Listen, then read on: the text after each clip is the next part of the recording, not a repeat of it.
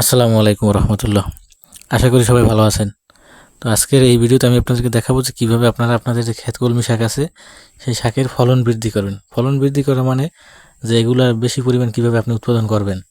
তো সেক্ষেত্রে প্রথমে যে কাজটা করতে হবে, আপনার এই যে গাছগুলো আছে প্রত্যেকটা আগা ভাঙতে হবে। আমি যেভাবে ঠিক ভাঙতেছি ঠিক সেইভাবে একটাও আগা আপনার বাড়তে দেওয়া যাবে না। যদি আগাগুলো কেটে দেন তাইলে কী হবে, তাইলে প্রচুর পরিমাণে এটা থেকে আবার নতুন নতুন আগা নতুন নতুন শাক বের হবে। আর যদি একটা আগায় আপনি রেখে দেন সেটা কিন্তু একা একা বড় হবে, সেটা থেকে কিন্তু কোনো শাখা প্রশাখা গজাইবে না। তো যদি প্রত্যেকটা আগা ভাঙিয়ে দেন তো আপনার প্রচুর পরিমাণে এখান থেকে ডালপালা আপনার প্রচুর পরিমাণে শাক পাতা হইবে। এটা পরীক্ষিত এবং এলাকায় সবাইকে দেখেনি যে আমি কিন্তু আগা ভাঙিয়ে দিতে দেখছেন এই যে এরকম আগাটা ভাঙিয়ে দেবেন। যদিও দেখতে একটু খারাপ লাগে, কিন্তু খারাপ লাগলে কিছু করার নাই।